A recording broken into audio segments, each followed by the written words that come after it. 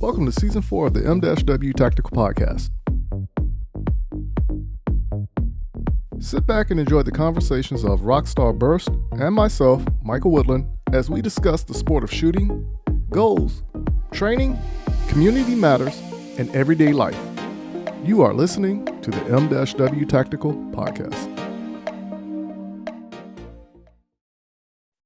What's up, good people? We're back at it again, and thank you for joining us for another installation of the M-W Tactical Podcast. This week's show is brought to you in part by Aegis Gun Care. Aegis Gun Care is a gun cleaning company that specializes in putting together a kit for all your cleaning needs. I actually ended up getting one of these kits, and it pretty much had everything I needed for when I was at the range. So I didn't have to piece together a cleaning kit. It already came together. So head on over to aegisguncare.com, and Aegis is spelled A-E-G-I-S, Alpha, Echo, India, Golf, Sierra, guncare.com. And let them know you heard about them through the M-W Tactical Podcast. Once again, this week's show is brought to you in part by Aegis Gun Care. Now, of course, you already know I got to say thank you for the people who listen to the M-W Tactical Podcast. It is greatly appreciative that you sit down and you listen to our viewpoints every week. So thank you for everybody who listened. Now, I can say normally we get emails with people listening to the show, but for whatever reason, I've been locked out of the M-W Tactical website, and I'm waiting on the company to get back with me to remedy this. But whenever we get back online, I will go ahead and give people who wrote us emails the shout out that I normally do. Now, of course, if you listen to us on Spotify, remember, Spotify now has the option whereas you can watch this recording with video on Spotify. So if you're listening to us on Spotify or your favorite streaming platform, go ahead and hit that subscribe button or follow button or whatever it is that streaming platform offers, so you will be notified whenever a new podcast comes forward. Also, if you looking at us on YouTube or listening to the podcast on YouTube, do the same thing. Go ahead and hit that subscribe button and be notified whenever new videos come forth from the M-W Tactical channel. Now, the best part about that is that we also are about to be doing the 1,000 sub giveaway. So once the channel hits 1,000 subscribers, we will be giving away prizes that the show sponsors have donated to us. So I'm really looking forward to that to take place. And I think right now we're at 708, I think it is. I don't check it every day because I don't want to sit there and be like, oh, we have one more. So I'd rather it all just hit at one time. So if you will go ahead and just notify your friends and family and loved ones that, or people who you know are people who are into firearms, please go ahead and share with them about the M-W Tactical channel. Now, of course, y'all already know I give Rockstar a hard time, right? Because my mission is not to let Rockstar get any sleep. So I can't have her having peace of mind because she likes to talk smack. So you got to keep her on her toes. You got to keep her awake. You got to keep her flustered, right? So we had a bit of a snowstorm here, and I will say I cowered down and I stayed in the house under the comforters. So I wasn't able to nag Rockstar. The only thing I did was I sent her a picture and was like, yo, this stuff scares me. I'm staying in the house. I ain't going nowhere. So, but we're going to go ahead and let Rockstar come on in and tell you what she thinks about the snow that she's used to that I'm not used to. So without further ado, bringing forth the co-host of the M-W Tactical Podcast, Rockstar. What's going on with you there, Miss Rockstar? Well, I feel like I'm surviving winter better than you are right now. Oh, yes, you are. Because I'm telling you, if I sneeze at the wrong time, I might hit the one on the phone pad. And it'll be like 911. How can we help you? That's how bad I really hate the cold. I really cannot stand the cold. I'll have to drive up there. I didn't hear that last part you said. It kind of faded out. Here's your mail for you. Yeah, pretty much it, right? Yeah, so how has your week been? Because what actually took place for us last week, they was calling for this massive snowstorm to come through, or at least they hyped it up to be like the end of life is going to be happening, but it's snow coming to South Carolina.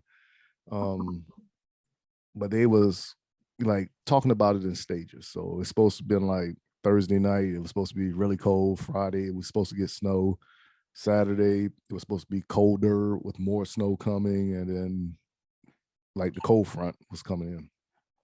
But it really wasn't as bad as they made it sound. It was really cold. I will say that.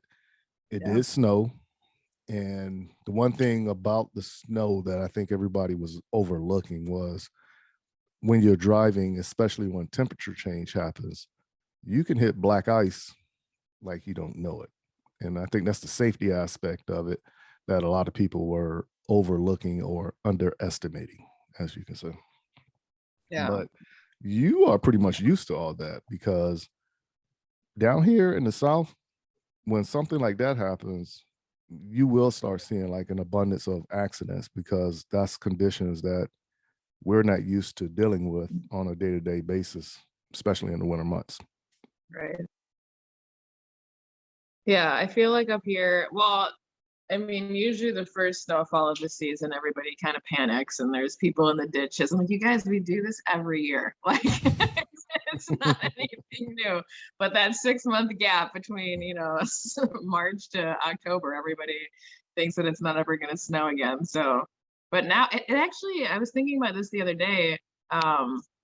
It really hasn't snowed that much here this year. We have been, I don't know. It's been cold. It was really cold last week, and it's still kind of chilly out. But as far as like a major blizzard or anything like that, it did snow last night, a couple inches. But it's weird. Like we haven't really gotten dumped on. We haven't gotten like that one big snowstorm to kind of come in and bury everything. And in Milwaukee, we have winter parking restrictions. So if it snows more than 4 inches, you can only park on one side of the street. So everybody scrambles and people like fighting over parking spots. And it's like a whole thing.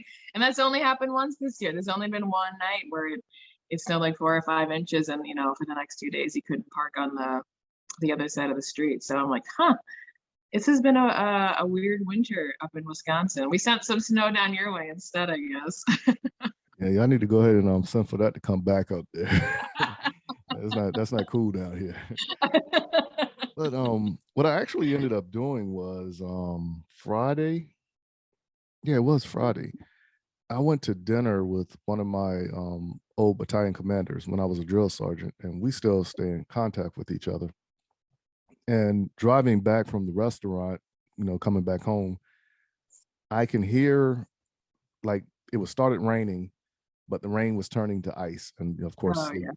And you can hear it hitting the vehicle, but you didn't see it on the windshield. It was kind of weird. And I was like, yo, this is weird. But then of course, when a vehicle will pass you and the light hits a certain way, now you can see it like hitting the window.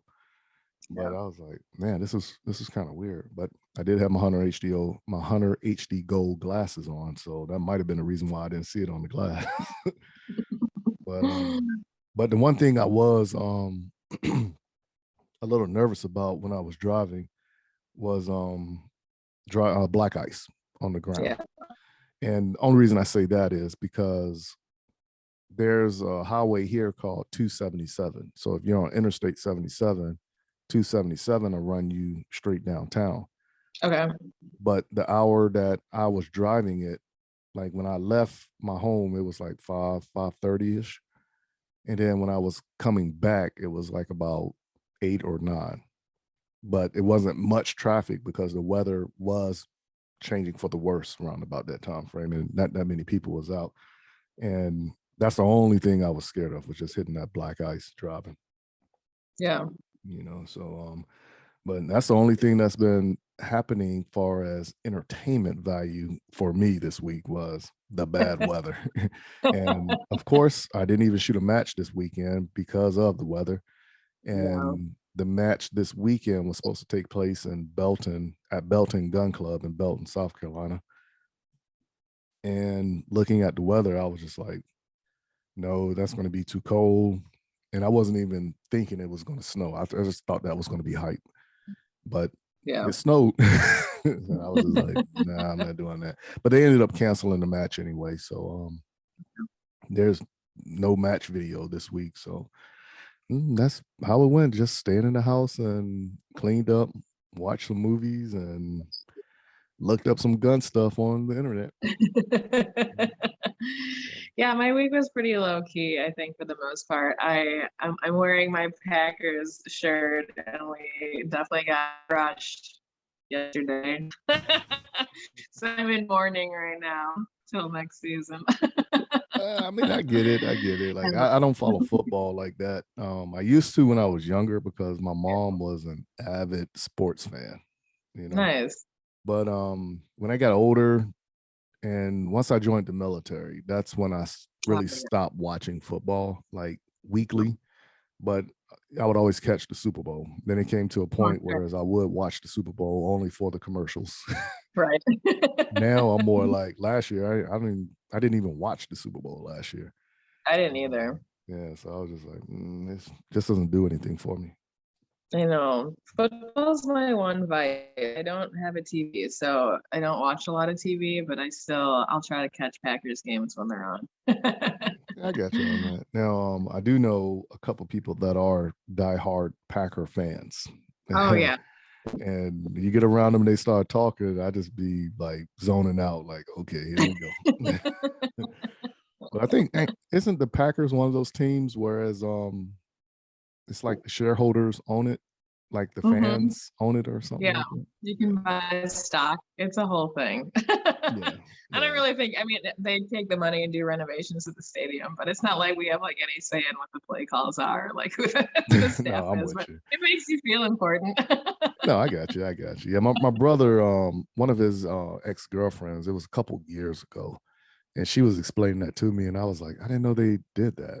But if it's something that keeps the team there and the fans engaged, if it works, hey, let it run with it, right? Yeah. Yeah, and I mean, the Packers are such an anomaly. I mean, Green Bay is for sure like the smallest market. I think there's about 100,000 people that live there, and to have a national franchise team that's in it's literally a small town. I mean, you drive up to Lambeau and people rent out their front lawns for parking spots, and you pay like $15-20 and you can park in their grass. And I'm like, what is this? That's how it is here. Pretty cool. Yeah, it's cool. That's how it is here in Columbia, South Carolina. When the Gamecocks have a game, if you go downtown and some of the houses down there, they be renting out their front yard for parking spots. Pretty cool.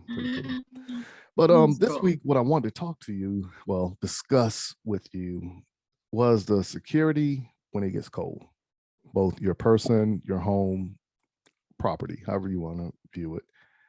Then there was an encounter here in Columbia, South Carolina, where this lady shot herself at the mall. But you got to remember, it was cold. So we're going to tie all this into a cold talk. Right? And then I started watching this episode on ABC. It was off the website, not the channel. But the episode name was called An American Epidemic, One Nation Under Fire. And they was actually talking about violence with firearms. And I just want to kind of pick your brain about it and see what you think about it. And then later on in the show, we're going to have an interview with our buddy, Chris Liles, aka the Tactical Santa. He actually went out to SHOT Show And because neither one of us went to SHOT Show, we're just going to go ahead and get a third party to come in and express their enjoyment or dissatisfiement, or however you want to view it, whatever took place at SHOT Show. So I've seen a couple pictures and videos on Instagram and Facebook, but I want to hear somebody's firsthand account. And I haven't spoke to anybody who went to SHOT Show for this main reason. But I want to bring him on and let him talk about his experience out there. What did he see different from this year to last year or previous years? But I think this might have been his first or second time going out there also, but I can't remember. Nice. But yeah, so that's what I want to go ahead and tackle this show. So after the commercial break, let's just dive into it and see what happens. All right. All right. So if you will, if you're driving in your vehicle, go ahead and adjust those sunglasses. If you're here in Columbia, South Carolina, go ahead and turn that heat up a little bit because I know it's cold out there. But turn the volume up, put the vehicle on cruise control, and stay tuned because here are a few words from our sponsors. Hey everyone, John from Outdoor Dynamics here. We're a remanufacturer of ammunition based in Kannapolis, North Carolina. We make everything from 9mm 115 grain to specialized 40 Smith & Wesson. So if you have anything from an open gun to just a standard Glock 19, feel free to reach out to us at outdoordynamics.net, or we're on Instagram and Facebook with outdoor.dynamics. And we're always here for you. Happy to answer any questions you have. Are you in the market to purchase your first or next firearm, but find the atmosphere of a gun store intimidating, crowded, or uninviting? There's a way for you to purchase the gun you want while avoiding the crowds, the gruff salesmen, and the marked up prices that come with a brick and mortar gun store. The process is called a transfer, where the purchase is made in an online store and sent to a federally licensed middleman called an FFL, who processes the paperwork and background check for a firearm purchase. CAE Transfers is the FFL with the lowest transfer cost in the Midlands at only $20 or $15 with the presentation of a South Carolina concealed weapons permit and $10 for repeat customers. If you live in Columbia, South Carolina or its surrounding areas, choose CAE Transfers as your FFL during checkout and let me help you complete your online gun purchase. You can find and follow CAE Transfers online at Facebook, Twitter, and Instagram using @CAE Transfers. Thank you for your business, and I look forward to seeing you soon. Mental health and guns. At Walk the Talk America, we are working with both the mental health community and the gun industry. Created by a gun industry veteran, Walk the Talk America seeks to raise awareness and create change through suicide prevention and firearm safety without legislation. We strive to eliminate the prejudice that firearms and mental health face. For more information and to support Walk the Talk America, please visit walkthetalkamerica.org. All right, good people, we're back at it again, and thank you for listening to that commercial break. As always, go ahead and pay those sponsors a visit and let them know that you heard about their services or product through the M-W Tactical podcast. Now, before the commercial break, we actually gave the list and rundown of the topics we were going to tackle for this show. Now, the first one I want to talk about was, since we've been talking about it being cold now for 2 weeks, have you ever thought about a security perimeter around your house when it's cold, or your security, your personal security out in the elements when it's cold? Shopping at the mall, window shopping, whatever you're doing, restaurants. And how does that play a part? So I would think an average person would think, oh, when it's cold out there, nobody's going to do anything. But you would actually think somebody would think of it, and it's going to be like less than 1% that would try something, especially with these conditions that's going on right now, being that it's super cold. So what's your take on that, or how do you view that? I said, I think it's probably our natural inclination that we put our guards down a little bit more in winter. Everyone's kind of in hibernation mode. It's cold. People aren't lingering either. Like, you're not necessarily sitting in your car or like hanging out. You know what I mean? It's like you're kind of on a mission. It's like point A to point B to avoid the cold as much as possible. So I think there's this sort of like, well, I'm in the zone, I'm doing this thing, I'm gonna avoid being out in the elements as much as possible. So I think we are naturally, at least here anyways, we're like beelining towards the nearest indoor facility and not necessarily paying attention to our surroundings as much. But the security aspect of it, because I do know like a lot of houses are being broken into, especially this time of the year around about the Christmas time frame. And I never really heard of a spike in crime like when it's really cold outside. Right. Now I do know up in Charlotte, it was a group of people when they was breaking into people's houses, they was doing it when it was raining. And they was timing everything to like when it was thundering. And like how when it's raining, you hear like noises, and they had it strategically planned out. And I was like, wow. And this was in the neighborhood I used to live in. My uncle still lives in that neighborhood. And they hit about 8 houses on his street. And I was like, are you serious? He was like, yeah, them guys was very smart with it. And it was thundering. And of course, if you heard anything, you know what I'm saying, when the thunder went off, hey, that's what that was just thunder, vibrating, whatever. Yeah. And like I said, hit about 8 houses on the street.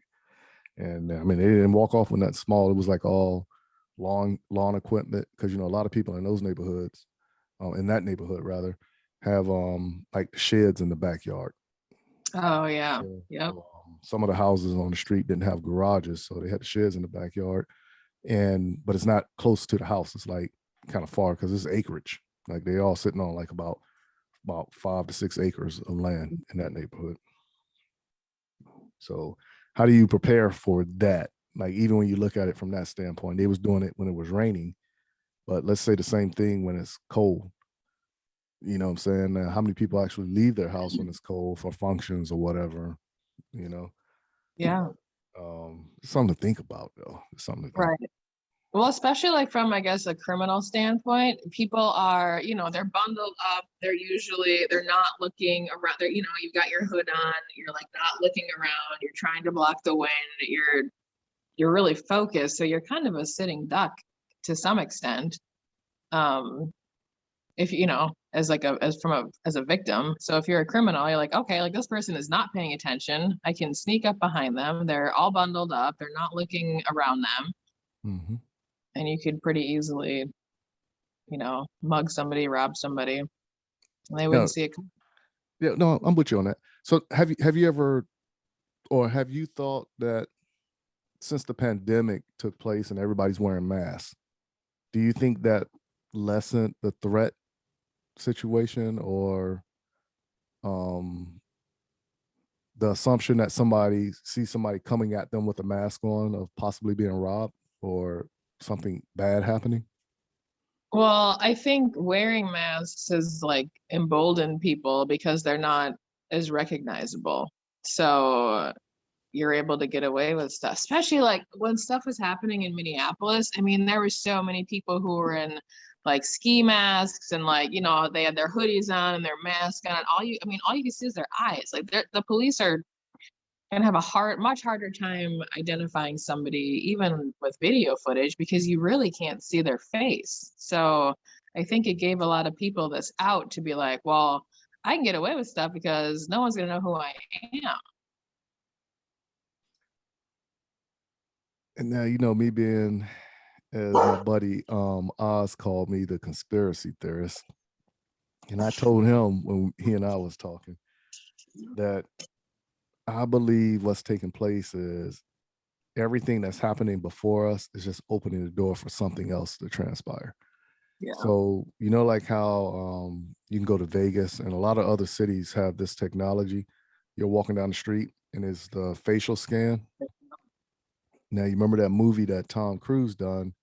There was 3 people in the movie and they can kind of predict the future, and then you'll get arrested before the crime actually happened. I forgot the name of that movie. But I'm the worst. I haven't seen like any movies. I'm sorry. oh man, okay. Well, this movie, there's a portion of it. So today, when you get on your cell phone or your computer and you start looking up whatever, now once you get on Facebook or you're looking at anything that has an ad, that ad is pretty much something that interests you or whatever your previous search was. Yep. You know what I'm saying? So this is how it was in the futuristic movie that Tom Cruise was doing. Right. So when you're walking, there's a bunch of ads up, but only you pretty much can see it because it, like you had chips and stuff in your eyes and like technology was embedded into you. But everything was scanned off the retina of your eyes also. You know, so I was like, hey man, I think that's the direction somebody's trying to go. And he was like, oh man, you just thinking too much. And I was like, nah man, why these movies starting to come true?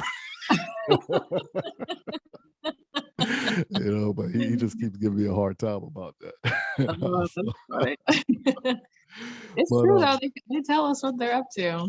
yeah, and I think that's what that's going to come down to. And I wouldn't be surprised if you hear it like, okay, well, you know, this amount of crime took place during the pandemic and we narrowed it down to X, Y, and Z.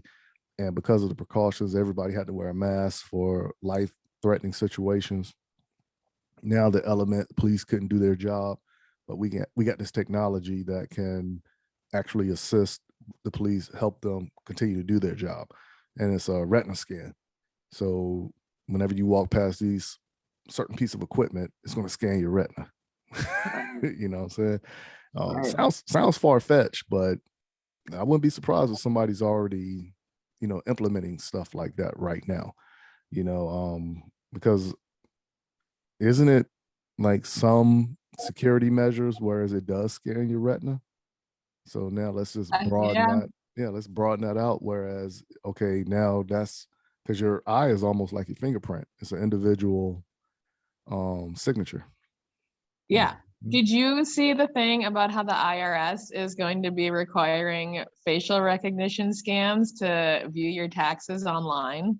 Oh. Yeah. It came out like 4 days ago. I was reading it and I was like, hold on, let's see if I can find the article. No, man. So this right here is because it's happening. Yeah, it's happening. So let's think about it. Somebody like me who don't like to go out when it's cold, and you normally start getting your tax paperwork, what, December, January timeframe? You know what I'm saying? So now you get to sit at home and do everything, which you already can do. But now you're saying facial recognition to do anything in association with the IRS? Yeah, it says starting this summer, according to an IRS spokesperson, this is on Gizmodo. It's like kind of techie stuff. So starting this summer, according to an IRS spokesperson, users with an irs.gov account will no longer be able to log in with a simple username and password. Instead, they will need to provide a government identification document, a selfie, and copies of their bills to a Virginia-based identity verification firm called ID.me to confirm their identity. I wonder how they're going to turn that into that what's that driver's license called? Oh, they like the universal license. Yeah. I can't what is that thing called? Yeah. I remember. But I remember when I had to go get my driver's license updated, I didn't have to do it because I'm the holder of a government card. My retirement military ID is enough to say, okay, you don't need that card. But I went ahead and did it because I don't like to flash my military ID everywhere I go. And of course, you know, I had a hard time at DMV with it because when I took my paperwork up there, you get two forms of paperwork when you retire from the military. Sure. And this is your DD-214. So one of it you give to like a regular business. So like if I'm coming to work for your company and they ask for a DD-214, I can give them one of them, and the other one has like more important information on it, I guess you can say, like for official business, government related. So one of them says honorably discharged, the other one doesn't even mention it. And the lady at DMV was giving me a hard time because it didn't say honorably discharged. I'm sitting there like, lady, if you did 20 years in the military, there's no way you're going to get anything less than that. Right. Yeah, You know? exactly. So, I think, like I said, all that stuff is tying in together right now because back in the 80s, you got to remember the agencies wasn't talking to each other, right? No. Right. 2000s, they was kind of getting better with it. And now look at us now. And it sounds like everything is starting to become on that universal platform. I know. Everything computers gonna start talking, and the agencies are forced to work with each other now. You know? I kind of hope the grid crashes. But would that help us in the cold or in the summertime? Yeah, I teach you how to build a fire. Yeah, don't crash in the winter. Don't crash in the winter, please. Wait till the summer and spring. I can survive better then. All right, so let's take it. Let's move forward to the next one. And I found this one kind of funny because I talk about this all the time. There was a lady here in Columbia, South Carolina, at the mall who shot herself. Now, when she shot herself, she had a firearm in her purse. And a lot of times when I talk to females, I always tell them, if you're going to put your firearm in your purse, take a holster or something and rig it somehow in your purse. So when you go to reach for it, it's in the same position and you know where it is. Don't just let it flop around in your purse. Right. Now, of course, this person is probably under the assumption, oh, it's a firearm. There's nothing, no real education value in it. She learned the hard way. So where she shot herself at, I don't know. When I read the article, I was just like, wow, it was just a matter of time. And I knew that was going to happen, you know? So police got involved, fire department and emergency services, all of them got involved because I guess they originally thought the woman was shooting at the mall because, you know, when it's told by one person, it goes to another person, they're going to elevate it.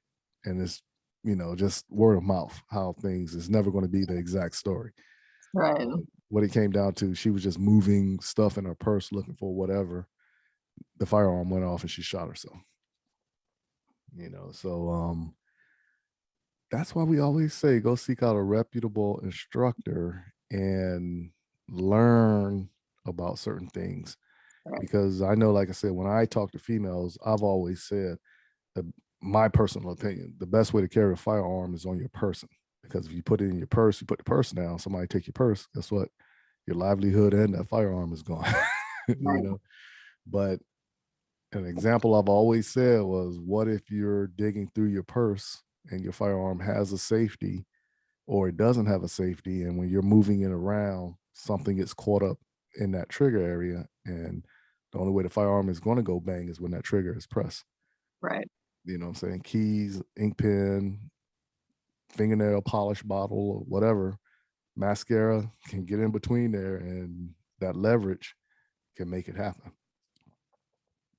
Now it had happened. It came true, you know? So, Right.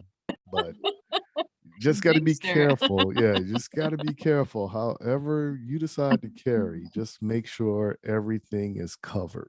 You know what I'm saying? Especially with a firearm. And Right. obviously she was, you know, carrying the way I like to carry with one in the chamber. But the downside to it is she wasn't carrying properly to prevent that from going off. Right. You know what I'm saying? So there was a pro and a con Right. there.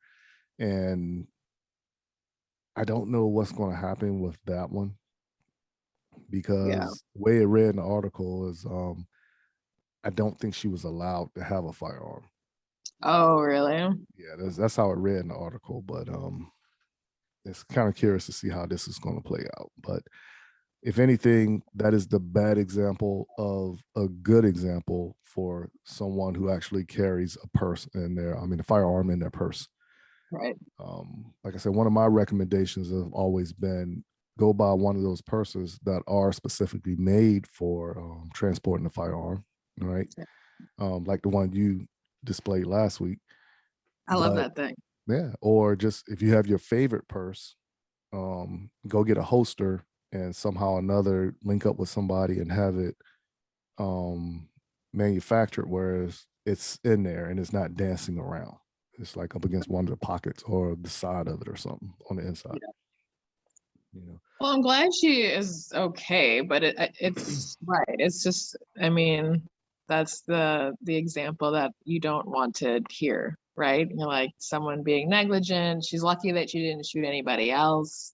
Right. Especially in a mall, which, you know, there's a lot of people around. It's just like not a good situation. So No, it's not. yeah, no. She's like, it could have gone way worse. So she's lucky that it didn't, you know. Well, I'm just glad that, not to say it went off and it shot her, but Right. it could have got more crucial for her if somebody else would have got hit. Right. You know what I'm saying? So luckily it transpired the way it did. Right. Now that's a learning lesson for everybody. The public, other firearm instructors that can use that example in their class. Right. Same time, store policies, the Mhm. property policy being the mall, because they do have a sign outside of the mall that says no firearms allowed, but the sign isn't correct. You know, because here in South Carolina, it's written in law the sign has to be a certain way. That's why I say the sign isn't correct. Yeah. But like I said, it's a learning lesson all around for everybody. Right.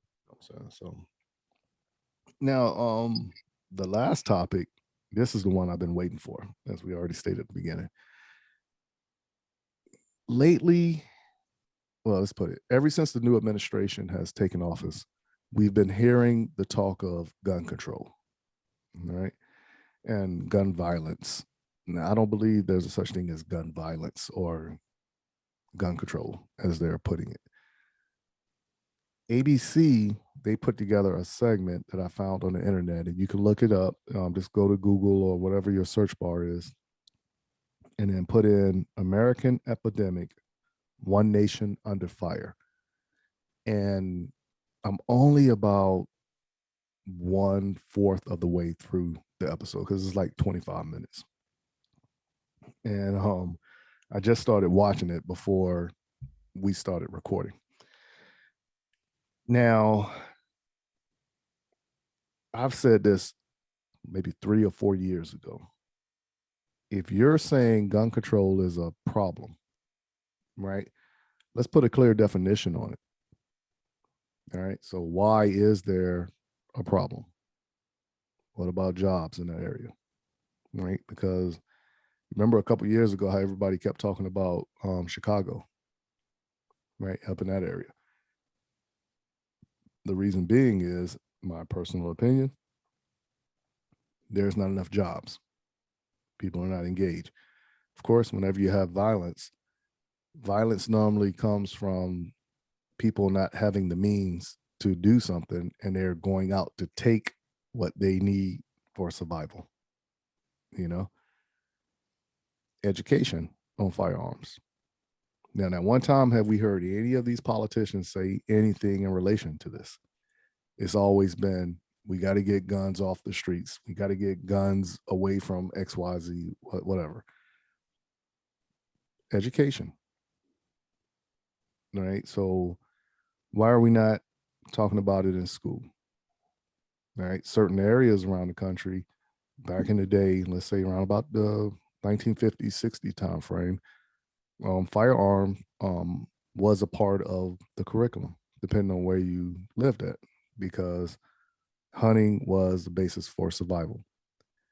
Now, of course, if you want to look at it like, oh, why would you teach that in school? Was it whatever? Okay, so look at how many people are single parents, or there's not the man around that can show the kid how to hunt. You know what I'm saying? So, of course, you learn it through school or whatever. Not saying like women don't know how to hunt, but just that formula that you can actually use and look at.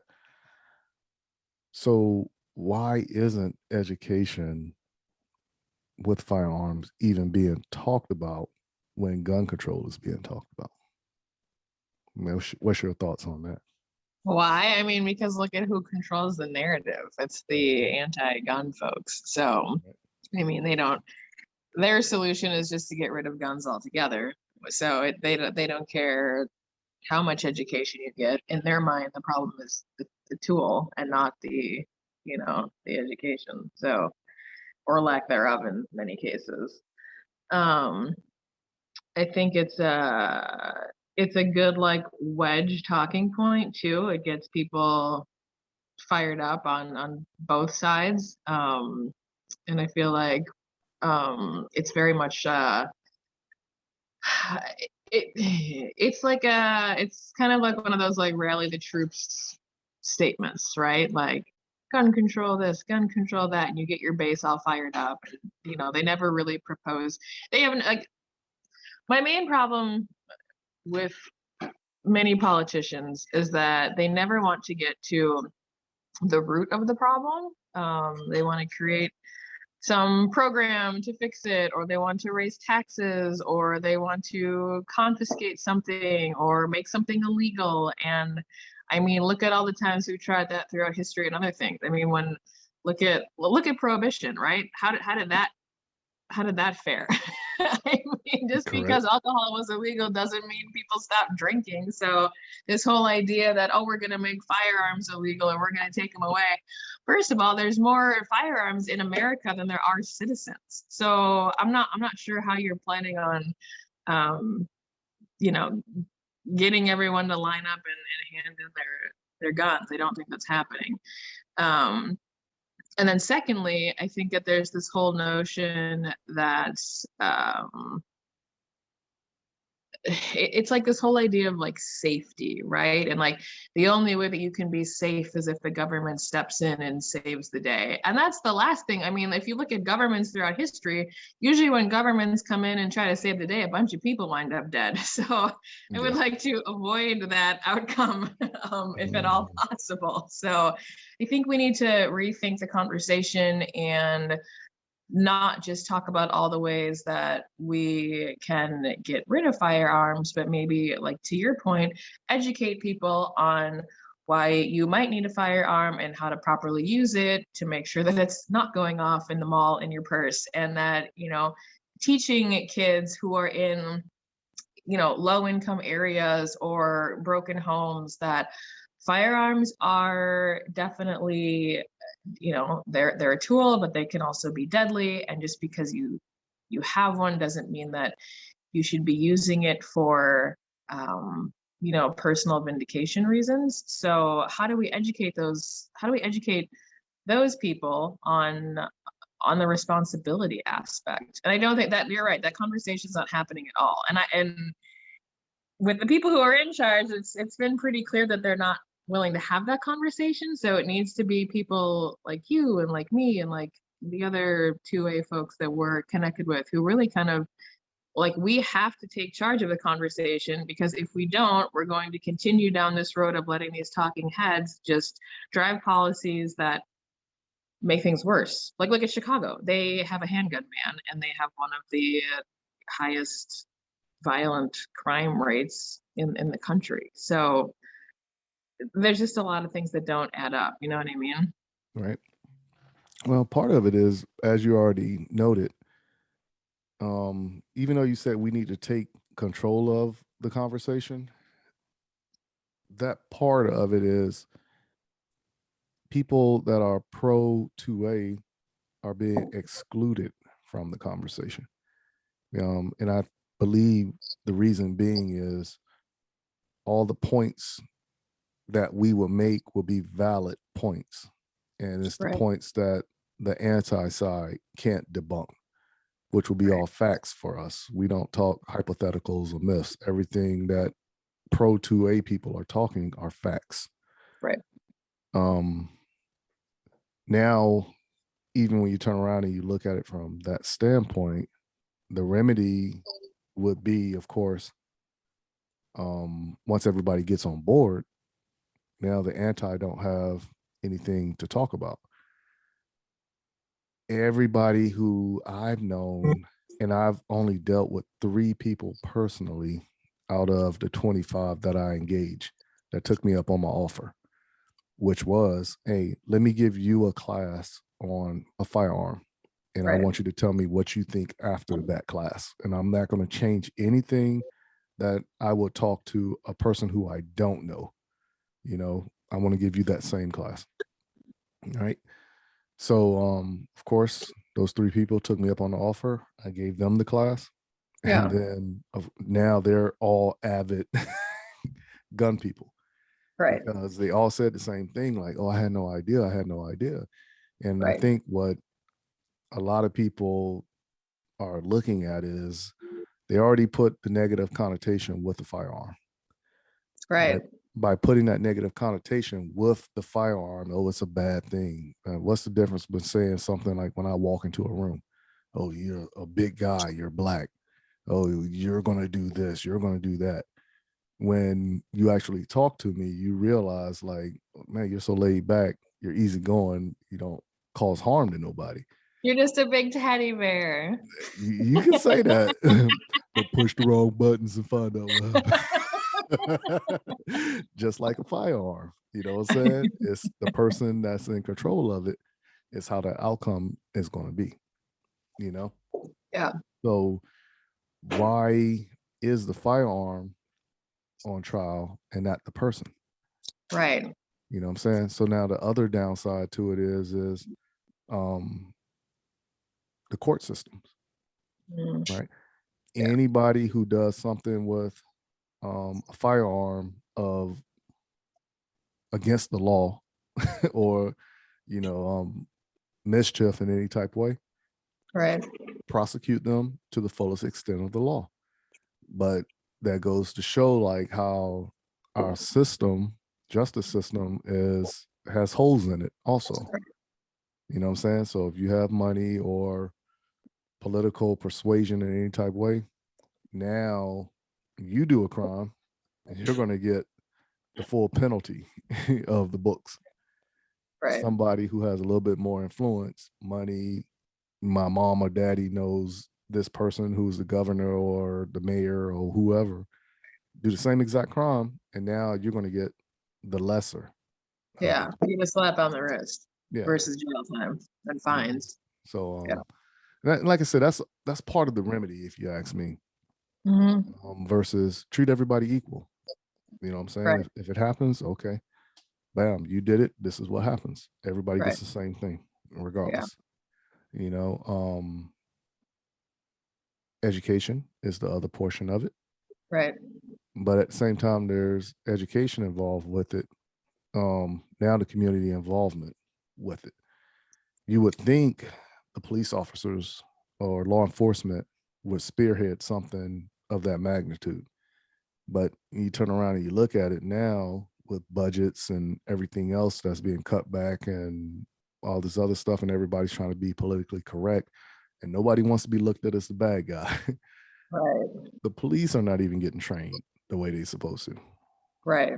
You know what I'm saying? So now that talks about us, people at the grassroots level, right? Right. We're taking it upon ourselves to go out here and educate ourselves and educate each other as to, okay, this right here is what I discovered. This is what I learned. Hey, we was talking about this. We looked at this wrong. Let's move forward with this process. You know what I'm saying? And I said that to somebody who was an anti-gun person. And they was like, oh no. And I was like, you're looking at it all wrong. You know, I said, that's normally what happens. So a lot of people can turn around and look at it and be like, oh yeah, this group of people, y'all only going to this event for a social party. No, it's mainly like an update for the last time we met each other. Right. You know what I'm saying? Yeah. So let's honestly think about it. So that time I met you in Tennessee, right? MJ opened up his range and we was all sitting there shooting or whatever. Now let's just happen to say the next time we got together would have been SHOT Show, right? Right. Now it would have been like, hey, y'all remember when we was talking about this, this, and this? all right, yeah, we was talking about, your finger on the trigger will be the first execution. But now we did some research and we did some studies, and I just realized something, off the help of, Rob Pincus, a conversation with him and Ken from Provectus Group, that stance is more important than the finger, because you need stance before you pull the trigger so you can actually see it. It's like an evolution, and it's like everything comes together, right? But if we can do that on our own, how come there's no other agencies getting involved? Right, exactly. Like the tools are there, the education is there. So why isn't it? We should get MJ on. We should have him on. Oh yeah, I plan on it, but I've been trying to get a hold of this guy for 6 months, and our schedules can never line up. He is so busy. I'm so busy. Yeah. So, I know. but Vegas would have been the time to catch up with him. So I know. yeah, so with him, you normally gotta figure out where he's gonna be at, corner him and be like, got Hunt you him now. down. Yeah, sit down, put this duct tape around you, throw a microphone in his face. Now talk. Oh, that's funny. Yeah. So but one thing I do want to go and encourage and challenge everybody to do is look up that special. Once again, do a Google search. It's called American Epidemic, One Nation Under Fire. And I found it when I was looking up gun news, and I just clicked on it, caught my attention, and I just started watching it. But so far, I have yet to see a firearms instructor on their talking points. I know it's police officers and victims and school people on it, but I have yet to see a firearms instructor. But once again, like I already said, I'm only 1/4 of the way into the video. Sure. And after we finish this recording, I'm gonna go ahead and jump back into it and finish it off and give you my true conclusion next week when we talk about that episode. Yeah. No, so, I think that'll be good. Yeah, I think it's pretty interesting. One thing I've always said, before going to the next commercial break, anything with firearms, isn't that how America was founded? Right. Yeah. I mean, it's the Second Amendment for a reason. I mean, the First Amendment is the first, like that's the most important, and the second is there in the second place for a reason, and it's like But I just think I'm a firm believer in you got to know where you come from to know where you're going. I agree with that. Yeah, you can't wash it over. You can't change it because it already happened. Yeah, I know, right? Yeah. So what do you do? Yeah. So but yeah, that's the talking points I want to hit up this week, and I want to continue that one off of that gun control and the American epidemic next week. So but I want you to watch it. I know you're busy, so you got to watch it, probably like little segments of it when you're walking to the restroom or when you're eating dinner. So it might take you like a whole week to watch that one episode. I know, right? Right. So but yeah, let's go ahead and dive into a quick commercial break, and then when we come back, we're going to have that interview with Chris Liles of South Carolina Gun Schools, aka Tactical Santa, and he's going to share with us his experience of SHOT Show. So he actually went out to Vegas this year, and he's going to tell us about what he saw, how he felt, and the conditions surrounding that environment this time of the year. Because you got to remember, SHOT Show is not open to the public. It's only open to people within the industry, like meaning vendors, media, and other instructors of that such. But I'm curious to hear what he's going to say that took place out there in Vegas. But next year we're going next year. So all right, we're going. Yeah, even if I got to twist your arm, we are going. I'll start saving now. I'm not gambling. That's all I'm saying. I'll lose big.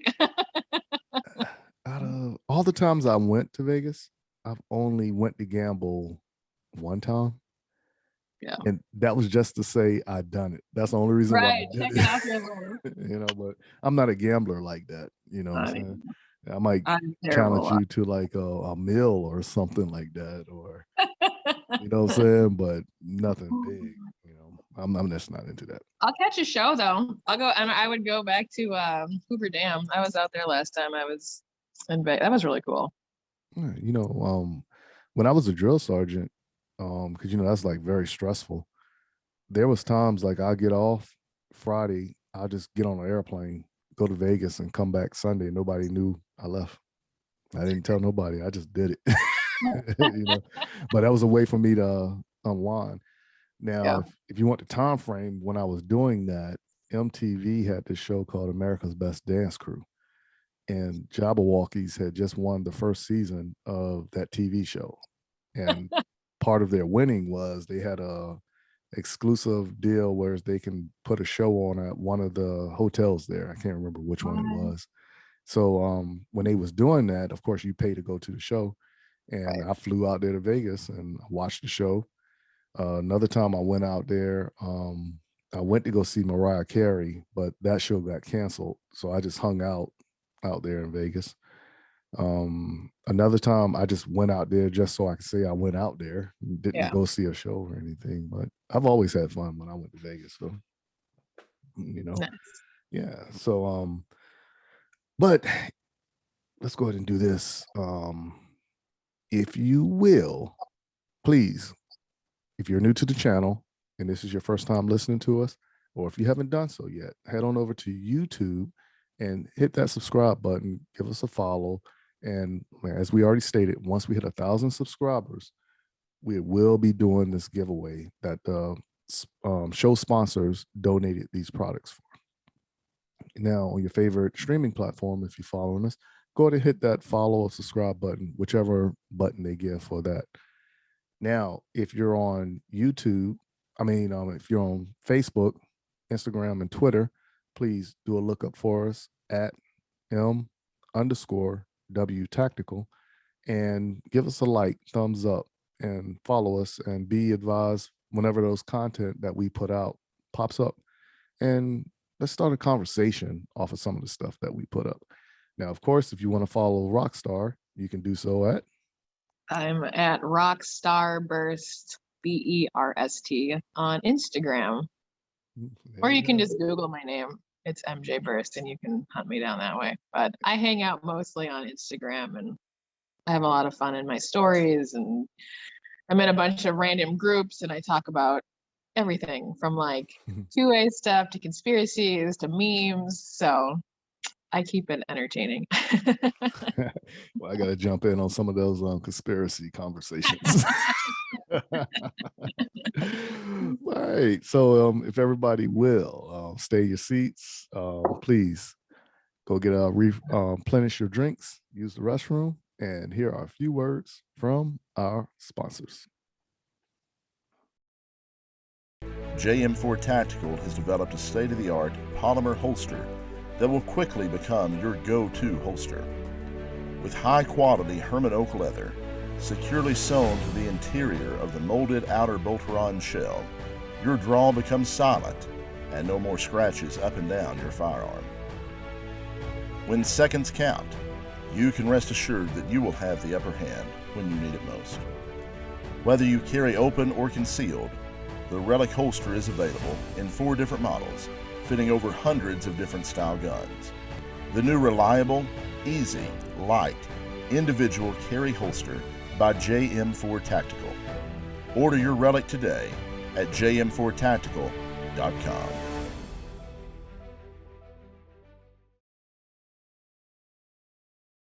Hey, this is Brian Conley at Hunters HD Gold. If you've never tried Hunters HD Gold, then I challenge you to find me at a match next year. Go to the website under scheduled events, find out where I'm going to be. Come meet me in person and demo a pair for yourself. Find out why shooters across the United States are changing to Hunters HD Gold to get 43% more light to their eyes, better contrast, eyes that are not fatigued at the end of the day based on the colors that we use, and find out the real meaning of why they change so you don't have to. So check us out on our website, huntershdgold.com, and I look forward to seeing you at the range soon.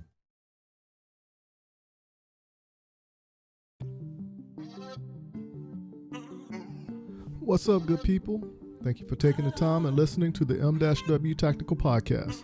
Please go visit the M-W Tactical store at www.m-wtactical.com/store and help support our efforts by purchasing a shirt or two.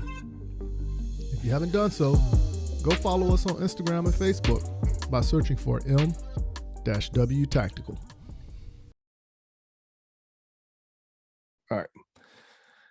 All right, good people. We're back at it again, and thank you for sitting through that commercial break. And as we stated before the commercial break, we are going to have one of my buddies come on who was actually at SHOT Show, who lives here in South Carolina. Now, the only difference is he lives 2 hours away from me, but we still talk from time to time, like probably once every other month, a couple times every other month. So you heard me and Rockstar talk about him at the beginning of the show. His name is Chris. He is the founder and owner of South Carolina Gun Schools. So if you look it up, do a Google search, look it up. And if you live close to him, by all means, go look up the classes that he has, that he's offering, and get that education. You know what I'm saying? So we got to get more people involved in the education aspect when it comes to firearms. Now, for those who don't know who Chris is, we call him Tactical Santa. Because to me, Chris is funny. I love being around him because I'm always laughing and he's always throwing jokes out there. He's a very good guy. And but one of the main things that we normally do is we bounce information off of each other. So if I'm having a hard time understanding something, I'll call him. He'll do the same thing. Or we'll say like, okay, we need to do something as far as going to this event. He'll ask if I'm going. I'm either going or I'm not going. But great guy overall.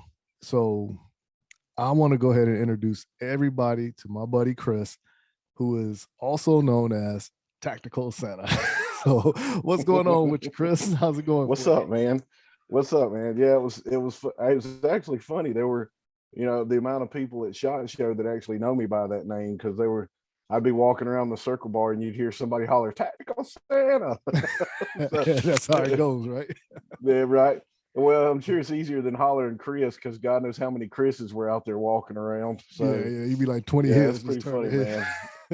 One of those names is just kind of stuck. I need to start, getting some t-shirts done and stuff. Yeah, I'm surprised you haven't done that yet.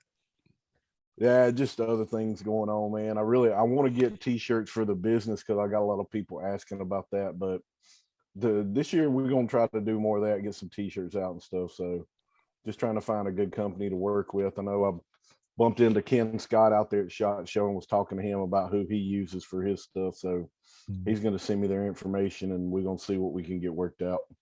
Okay. So before the interview section of the show, we kind of was telling the good people a brief synopsis of what took place. So you went to SHOT Show. I didn't go to SHOT Show. I hit you up and said, hey, come on to the podcast and talk about what took place at SHOT Show. Now, you hear some people say SHOT Show is dead. Other people said that was the best SHOT Show they've been to in years. Like I said, I haven't contacted nobody. You're the first person I contacted. So I said I wanted to get firsthand experience from somebody who I know is going to be straightforward and honest with me. So lay it on me. How was SHOT Show? So I wasn't able to go in Tuesday because I was having issues with my foot and hardly could walk, and long story, that's for a different day. Wednesday I was able to get in there, and to me, it doesn't seem like there was as many people as there was in 2020. Mm-hmm. But with that new Sky Bridge, with the new forum and everything, I think that's what made it seem like there weren't that many people, because it was just kind of so spread out now. Right. So once you actually got to moving between the two showrooms and everything, and then down to the first floor, I think there were a good amount of people there. And I mean, I enjoyed it. I think a lot of people didn't want to go because of the whole mask thing. Right. And I'll be honest, I was on the fence about it because I'm not a big mask person. You know, I put it on for the flight because I knew I was going to have to do that, but really they weren't that bad. It was kind of, if you wanted to wear it, wear it. I mean, they did have people walking around, you know, they'd come up and be like, hey, put your mask on. And I mean, I'd throw it on for like 2 seconds for them to walk off, and then I would just take it right back off. So there were quite a few people there that were not wearing masks at all. A lot of the people with the booths didn't have masks on. So it wasn't as bad as what I thought it was going to be. Even walking around in the casino and stuff like that, you know, they weren't, you'd pass by a security guard, they'd be like, hey, put a mask on, you know, you put it on and walk past them, and I'd just take it off. So, I mean, it wasn't that big of a deal. But now once you got down to the circle bar, man, they wasn't nobody wearing a mask down there. So yeah, it wasn't that bad. I thought it was good. I enjoyed it. I'm glad I went. You know, I know we were talking earlier. I've talked to a lot of good people, made some really good connections. And the other good thing is, you know how they had last time, they have what they call media row, Right. where they have all the media people kind of in one little spot. They were actually, because of how they've got it opened up now, they were actually able to be out on the floor. So like they had the big SHOT Show media people out like right in the middle of the second floor, man. I mean, I thought it was pretty cool. I enjoyed it. I really did. Everybody I talked to seemed to have a really good turnout. I went over and talked with Jeff from Triumph Systems. I don't know if you remember him from the first Train and Learn. Correct. So yeah, I went and bumped into him and talked to him, and he said it was probably one of their better shows. But now, too, a lot of people that I talked to, as far as vendors and stuff, was their response was it was better for them because everybody was there to do business. You didn't really have a lot of your like Instagrammers and YouTubers that are there to just try to get free stuff and do videos and stuff like that. So a lot of the stuff I got from them when I was talking to them was it was one of their better shows because everybody was there to do business. There wasn't any kind of BSing or anything like that. Right. So I thought it went well. I enjoyed it. I ain't gonna lie, I hated coming back. That says a lot for you to say that, because knowing you personally, for you to say that, it was really good. Yeah. Yeah, it was, man. I won't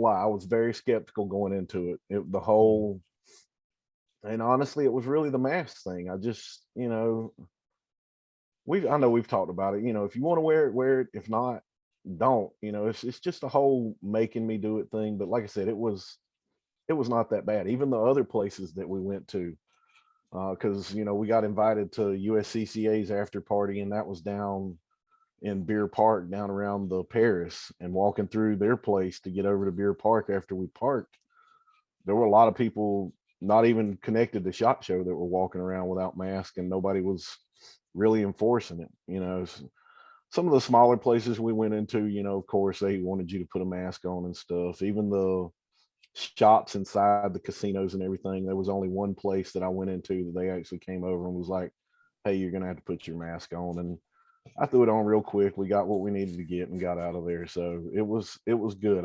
Like I said, I was very, very skeptical, but it was really good. I'm glad I went. Nice. So now you're going out there, and everybody has their mission for what's their reasoning for going out there. What was one of the factors why you want to go out there, and did you accomplish your mission? Yes, my biggest thing was there was a lot of people that I didn't get to at 2020 that I wanted to get in front of. And plus, you know, I took Sonia out there because, you know, I wanted her to experience it as well. And, you know, we were both able to get in front of people that we were wanting to get in front of and talk to them. And, you know, hopefully, you know, some things do come out of it. But it was business for me. You know, I took some pictures and stuff, filmed a few videos, but it was business. I was wanting to get in front of people. I was wanting to get my name out there more than what it already is. So I was able to accomplish everything that I wanted to. So I'm very glad about that. I was able to reach the ones that I didn't get to last time. And, Core Essentials was the big one I was wanting to get in front of and talk to them. And, I was able to talk with Carl, the guy over Core Essentials, and talk to him, thank him for stuff he had helped me with things out here with a veterans event I did raising money. And, he said, once I get settled, to hit him up and we'll talk and see what we can get worked out. I'm not gonna lie, I hope I can maybe get a free battle belt out of it, but if not, I'm still gonna get one because I like the way their belt is set up. It's set up like their normal belts with the ratchet system and everything. It gives you a little bit of room to play with, and you're not sitting there undoing Velcro and all kind of stuff. So it was really good. Plus, I got to see Horny Mike from Counts Customs, EMP. Was it EMP Shield? They do electronic safety systems and stuff like that. They had him out there at their booth, so got to meet him and stuff, and then bumped into God, I just drew a blank. What's his name from Real Ward Tactical? Tony Samat. Tony, yeah. Yeah, I bumped into him and got to talk to him for a few minutes and get a picture with him and stuff. And Ken and Kevin and Armand and Pinkus and everybody, I was able to hang out with them, talk with them, about getting them back and stuff. Something else you and I need to talk about. I'd like to get you back up here for a class or two when you got time as well. Yeah, we could definitely make that happen. So it was very productive for me. Very, very productive. That's it. It seems like you're not your high energy self that you normally are. So I could tell. Well, I'm not gonna lie, man. The time change, and yeah, I'm a little wore out. I'm not gonna lie. I am a little wore out. I'm glad I got today to kind of recuperate a little bit and rest up and stuff. So right. Yeah, I am not gonna lie, dude. I am beat down, but God, man, we did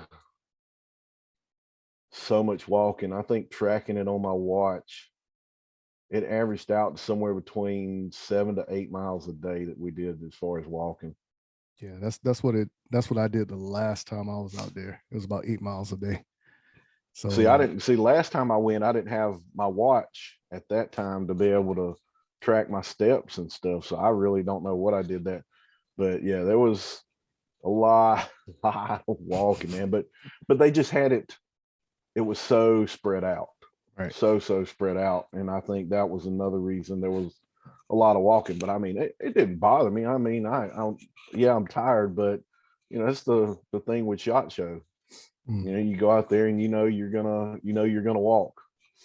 Right. So the only thing that disappointed me is there were some businesses that I wanted to talk to that paid for their booth so they could keep the spot but didn't send anybody. Right. So that was the only thing that really disappointed me, is there were some companies that I wanted to get in front of that, what they set it up as is they set it up as a lounge and had couches and stuff there, and then a little sign that says, "We'll see you in 2023." Yeah, I think that's nothing more than to save that spot for next year. You know what I'm saying? Because if they miss out, another company can come in, and because it's like a seniority thing. Yeah, that's what I gathered. If you don't pay or you don't come, then you pretty much start all the way down at the bottom. Correct. So it would have been nice to at least have it on the little map thing saying lounge, or because the way they made it seem on the map and on that little SHOT Show app is like they were there. So that was the only disappointing part on from SHOT Show in general. Other than that, man, I mean, it was a blast. And I even bumped into Zeke Stout, and we were talking about that, and because some of the other people I talked to, kind of like what you said, it was half and half. Some people I talked to, they were like, "Oh, SHOT Show's dying. It's not going to be what it used to be anymore." And then you had others talking about, "Man, this is best SHOT Show ever." So I think what it was just how spread out they made it.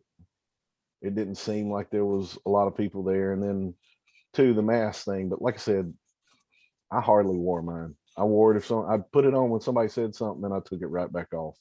Right. you had a lot of people that would walk by security and they'd be like, you know, hey, you need to put a mask on. And they'd be like, yeah, okay, whatever.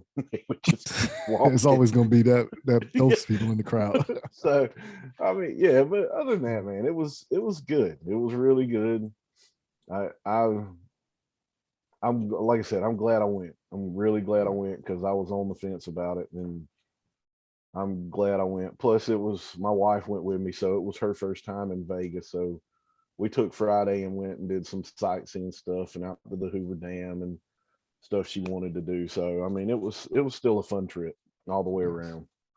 So what was the one thing you really wanted to see when you got out there? So like the one time I went out there, the one firearm that I really wanted to get my hands on and play with and look at and talk about was the Archon B.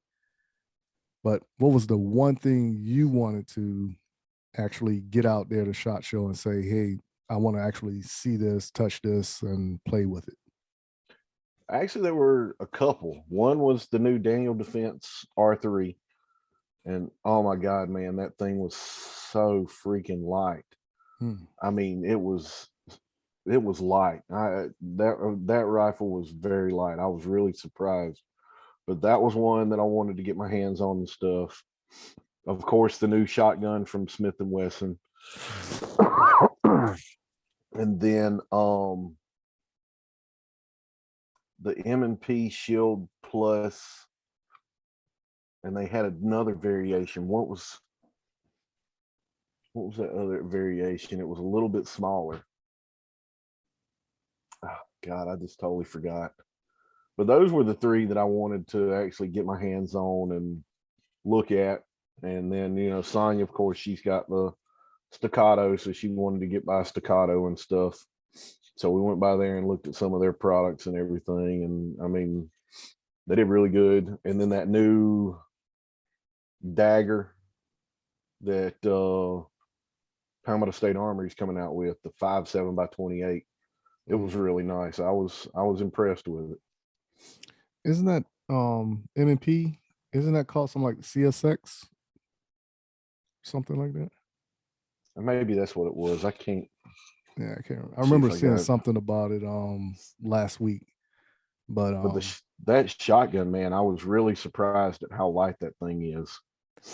I was waiting on actually Palmetto State Armory to get one in stock so I can go up there and play with it.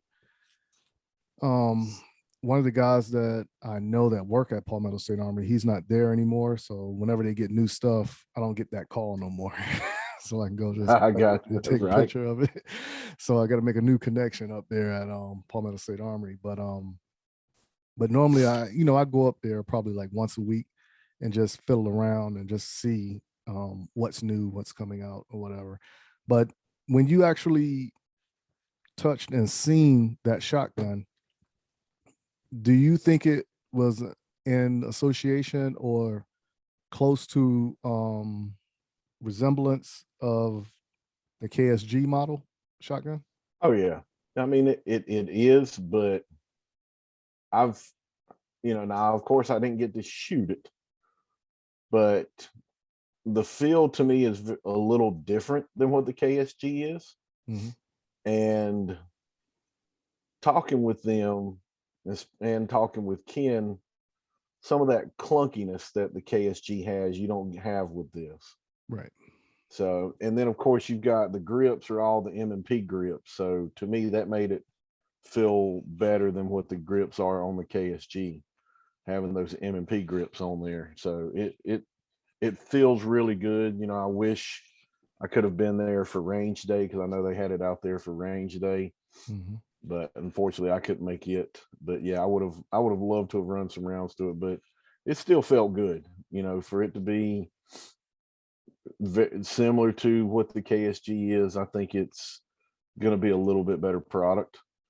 You know, now I could be wrong. I could run some rounds through it and totally not like it. So, I mean, just the overall feel of it, it was light, you know, everything felt smooth messing with it there. So, but you know, things change when you actually start putting rounds through it. Correct. Now, and the handgun was the 30 super carry M&P Shield Plus 30 Super Carry. Mhm. So it's a 3.1 inch barrel, and then you get 12 and 15 round mags with it. So it's a little bit shorter than the actual M&P Shield Plus. Right. Now, I would have figured Smith & Wesson would have done more development and innovation with the compact, because I think the compact is more universal than the Shield, even though the Shield is a thinner platform, but the compact gives you more versatility as far as you can put a full-size magazine in it from the 2.0 and their first version. So even though its grip is a little bit shorter, that full-size magazine will still work in there, and you don't have that option with the Shield. But I've always thought the compact was going to take off more than the Shield. But I do like what Smith & Wesson did with the Easy Slide with the Shield also. No, I do. Yeah, the Easy, I'll be honest, the only thing I don't like about that Easy is that grip safety. I understand why they did it, but a lot of the newer shooters, especially ladies, getting them to understand how tight they need to grip that is sometimes a little complicated, and they ended up and it's not really a negligent discharge, but it's they're trying to pull the trigger as they're trying to squeeze. So it kind of scares them a little bit because they're not expecting the gunshot to come when it comes. So that's my only issue with the Easy's models. But I definitely understand why they did that. It's just getting them to understand, especially the newer shooters, you really got to make sure you got a good grip on it. Yeah, one of my neighbors, his wife has one, and he didn't know anything about it, right? And I remember reading up on it, but I never really played with one before because I had a Shield, but it wasn't an EZ format. So we went up to the range, and I'm sitting there, I'm playing with it, and I was like, got it, too easy. Like 5-10 minutes playing around with it. Like, okay, I know what to do. So turned around, and when she started doing it, it was the same thing. She was just trying to do too much at one time, and we just broke everything down. So of course, when she realized, okay, let me engage the grip first so I can do that safety, and now let me work everything else. And it worked out for her. But how do you actually format that into a class for everybody else to get a clear understanding? Honestly, now you kind of got me thinking maybe I need to start doing some dry fire with them before we actually do the live fire so they can see what that grip's going to be like. So I'm glad you said that. That's something I might have to change going forward with that gun, is let them do dry fire so they can see exactly what they've got to do to engage that to get everything to function properly. Now, so, also to let you know about it, remember the 1911 is the same way. It has that grip safety. It just doesn't seem I have to grip because I've got a 1911. It doesn't seem I have to grip not that hard as tight with that one that I do with the Easy Slide. Remember, the slide is so easy. The reason why you need to hold it so tight is to alleviate limp wrist, to induce the malfunction. So that's the only reason why you got to hold it so tight. So once you break all that down and you know what you got to attack going into it, only thing you're doing is just reinforcing good habits. And those good habits are going to relate to a better understanding of the firearm and yourself. And then you can make the determination if this is for you or not. But the Easy Slide or Easy complex for Smith & Wesson was designed specifically for a woman to handle the racking aspect, because a lot of women couldn't physically rack a regular firearm back. Because I actually, my mother, she had the Shield and you know how the Shield is, until you run some rounds to it, it's gonna be tight, a little super difficult. tight. So we got her the Easy. I got her the Easy 9, and she can handle it a lot better than the actual Shield. So it's really helped her out. Oh yeah. So now, you said you had met Horny Mike, and of course, everybody is not horny in a sexual content. It's horny meaning Viking horns from helmet. Yeah. So and we know he's with Count Customs, and I actually have a Count Customs motorcycle also. I didn't know that. Yeah. it's up in Charlotte at my uncle's house. I need to do some repairs on it, but I bought it back. I was over in Afghanistan when I purchased it, and I rode it from Vegas back to Georgia. Oh my God. Yeah, and you know it's a hardtail, so my kidneys were on fire. Up. Yeah, you got beat up. Man, I was destroyed when I got back. Yeah, we've always been a huge fan of the show, and we were walking down through there, and I was looking down one way to try to find somebody, and my wife looked down another way, and she was like, "There's Horny Mike." And of course, he had the bandana on with his big horns. He had his motorcycle out there and stuff. So we went over and got our pictures with him, talked to him for a minute. I mean, he was really cool. I never would have, picked him to be a gun enthusiast. But yeah, he was really cool. He was a lot taller than what I thought he was. So TV can make things a little deceptive, but exactly. Yeah, he was really cool. And then that afternoon they had Chris Kell there. He's from Five Finger Death Punch. So I wanted to go back and get my picture with him, but when we went back, man, they were swarmed all over him. So I didn't get my picture with him. But now we went out to Friday. We went out to Counts Customs in his showroom and everything, and then we went and ate at his restaurant. But that was pretty cool. Yeah. The other companies, I wanted to get in front of CCA or was it CAA that do the micro-roni. I didn't realize they do one for just about every gun now. Oh, really? Yeah, like they have them for the Hellcat, the 365, just about any handgun you can think of. They've got a micro-roni for it now. So seeing some of the different designs and stuff that they have was pretty cool. And then there was Recovery Tactical, which is a company doing something similar to the micro-roni, except instead of you sliding the gun up into it, you actually open it up and lay the gun down in there. But now they're only doing it for Glocks right now. I asked them, they said they were looking at possibly doing it for other handguns, but they really said it's going to depend on how well this one does with Glocks and stuff. Right. And it looks to me, the micro-roni, you can definitely tell what you're looking at when you see it. But now with this, once you close it up, it looks like a short barrel SBR AR-15. So it was really cool to get in front of them. And then they had some other stuff where it's just a little, it essentially kind of clips onto the gun, and then you get a fold out stock with it. But it's just something real small. It's got holster. It's got a little attachment so you can, holster it if you're on your belt and stuff like that. So I wanted to get in front of them. And that was something cool that I had seen in the SHOT Show magazine. And I was like, I want to go and check this thing out because it looks like a really interesting concept. Because you got a little charging handle like you do with the AR-15 that pulls the slide back and racks it for you and everything. So it was a really interesting concept. Price point was really good. They were floating between, for just a little fold out stock attachment, I think it was like $100. And then the whole setup looked like the AR-15 was, I think they said 200 was going to be the price point. So I was really surprised. I was expecting it to be a little bit more than that.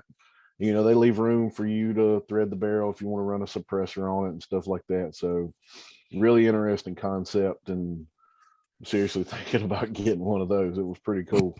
Wow. What's some other stuff that that you've seen out there that you wasn't looking for, but you was like, okay, that seems okay? So Action Target has this picks up brass.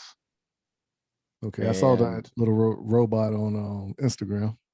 So now what they had, so the robot thing was a company called, hold on a second here, I got one of their cards. It was called Range Aardvark. Okay, yep, that's the one that I saw on Instagram. Yeah, that was a really cool system. Price point's the only thing that's going to have me worried with it being, kind of automated. You run it from your cell phone and stuff.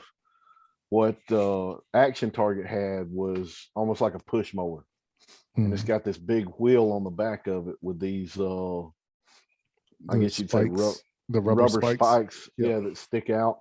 And then they grab the brass and then roll it into a little tray that essentially it comes in and runs like fingers through all those little spikes and scrapes out the brass, and it dumps it down into a big bucket system in the front. So that's something that I was glad that I went and looked at, because I got to start doing a little bit better on my range picking brass up, because there's just brass everywhere, man. Like I get ready to tell people to do something where they're kneeling and you see them down on the ground, like pushing brass out of the way. Call me. I'll come with a couple buckets.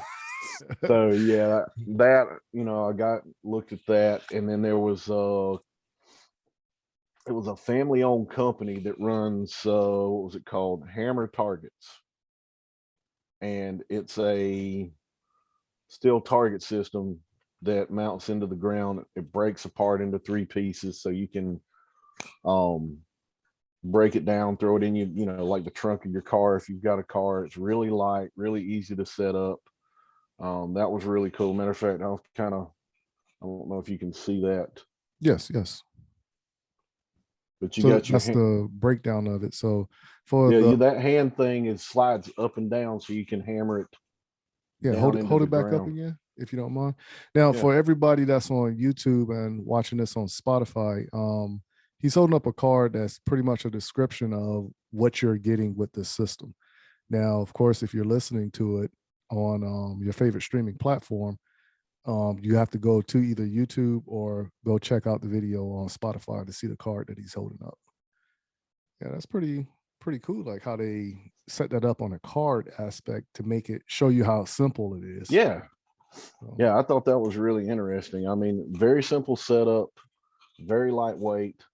And then if you don't want their steel target that comes with it, they have an attachment that you can buy and use chains, and you can use your own steel if you've already got your own steel.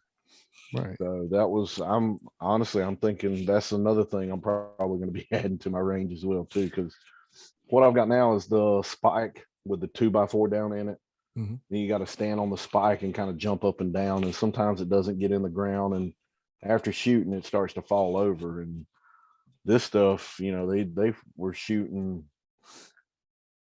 223, 5.56, big stuff, and then they have a bell attachment. So if you want to do long distance stuff, and it looked like a little cowbell that you attach to it, and he said it really has a nice, good gong sound to it when you hit it. So if you're 400, 500, 600 yards out, when you're hitting it. Right. So it was a very cool system and very modular, very simple to break down. So yes, if you're looking for some steel, or a steel system to set up on your range, I would definitely check this out. It's hammertargets.com. There you have it. So we'll give them a check out and see what you think. And I'm pretty sure you didn't cover at least 1/3 of SHOT Show. Oh God, no, man. Yeah, like I said, like the way it's set up, you cannot hit every business out there. No, there was. I go in to their app. I mark who I want to hit. Once I hit them, if I have time, then I'll start just kind of meandering through and just checking things out. There was a company out of Kentucky that we found that had some interesting armor plate systems and stuff, like super, super lightweight, that would take up to a 44 Magnum. And it was probably about as thick as what your cardboard is for a cardboard box. Oh wow. I mean, very, very lightweight. Like you could throw it under a t-shirt and you'd never even know that you had it on. So it was interesting bumping into them and stuff. Of course, I went over to Walker and was hollering at Walker. And then there was, have you ever heard of Shellback Tactical? No, I never heard of that one. They do armor and plates and stuff, and they're out of Columbia. Yeah, we got to talk, and you need to pass that information off. So yeah, I'll definitely send their stuff, because we bumped into them at the USCCA event. Is where we bumped into them. But yeah, I told her, I was like, I've never heard of y'all. So, they were like, hey, give us a call when you get back and, we'll talk, let you come down and stuff. But yeah, I didn't know if you'd heard of them, but they're Casey, South Carolina is where they're at. Yeah, Casey's that's over by the airport, Columbia Airport. That's that side of town, and that's only 15 minutes away from me. Yeah. I never heard of them. Yeah, I'll send you their information and stuff so you can check them out. Okay. Yeah. So when do you think you're going to be in operation for your next class? Because as you can tell, coming back from Vegas, we got hit with a winter storm, and it kind of shut down a lot of business, especially outdoor activities. So we actually had to drive down to Atlanta Sunday during that bad storm, because I was like, we don't need to wait till Monday morning and try to drive down, because it's just going to be even worse. And honestly, man, the interstate wasn't that bad. They did a really good job having it cleared out and stuff. I mean, I was running 60, 65 all the way down through there. Nice. So Okay. it wasn't that bad. But no, I've got a class coming up this Saturday. Hey, there you go, right there. So which class is it, and how can it's my Handgun Tactics 101. So that class is set up for either somebody that just got their first handgun, or you've had a handgun for some time that's just kind of been sitting there and you're ready to start getting more experience with it. So, we'll go over safety and fundamentals and cleaning and storage and all that stuff. And then we'll go down to the range and actually spend some time on the range. We shoot maybe about 150 rounds in that class. Not a lot, but enough for you to get experience with it and kind of have an idea of what the next steps are to take. I have some people that'll come and take that before they take a permit class. And then I have some people that come and take the permit class and then come and take that class. So I don't really say one way or the other. It's really on where you feel comfortable. Right. But yeah, that's kind of entry level right there. My 201 classes, we get a little bit more advanced. You're going to need a good holster, some mag pouches. We're going to work mag changes and malfunctions and some different positions and things like that, and then shooting and moving. And then the 301 is a little bit more physical. I've got an old punching bag out there now. I'm gonna have you dragging around like you're having to pull somebody out, because I think it's 115 pound punching bag. So, and then I'm gonna have you running some to get that heart rate up, get that breathing up, because if you're out somewhere and there's an active shooter situation, it's not like you're going to be walking to them trying to see what's going on. So kind of make you think a little bit, and then I'm gonna push you physically in that class as well too. Nice. So now, how can good people find out where to sign up for these classes and to sign up? So southcarolinagunschool.com is our website. Halfway down the page, you'll see upcoming classes, or at the top, there's a class link up there. So there's several different ways once you get to our website on where you can get signed up. Just go through the calendar, find what class you want, click on it. There's an option that says get tickets. You'll click on that and that'll walk you through the registration process. SCGS Tactical Santa on Instagram, the SCGS on Twitter, South Carolina Gun School on Facebook. You can also find us there, and our website and contact information is all linked into all that stuff.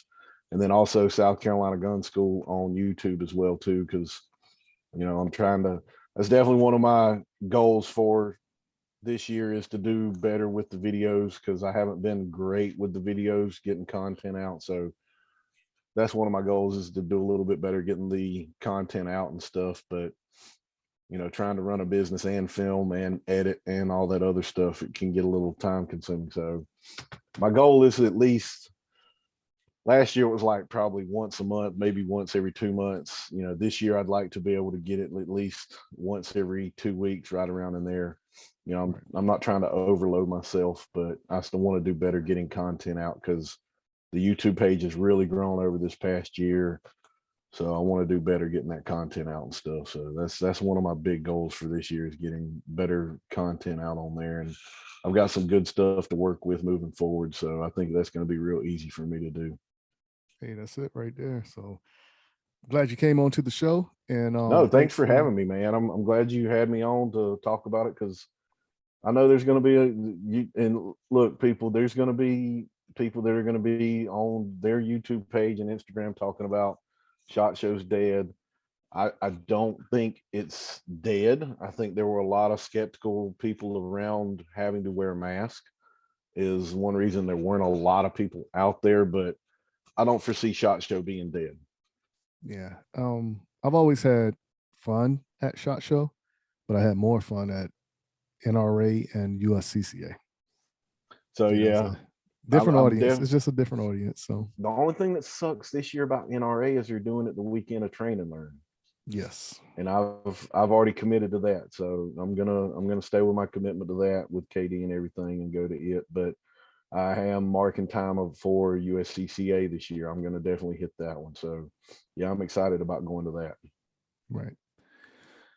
Yep. So like I said, I really do appreciate you coming on to the show. And you're gonna actually see more stuff between Chris and myself here in the near future. And we're gonna bring you back onto the show here in about right before the season finale, and see what's new with you and see what changes you made and what you implemented from SHOT Show to then. Sounds good, man. Yeah. Be glad to. All right, so let's do that. So if everyone will, please head on over to YouTube and subscribe to the M-W Tactical YouTube channel. And until next week, keep shooting, keep practicing, and have fun. Y'all take care now.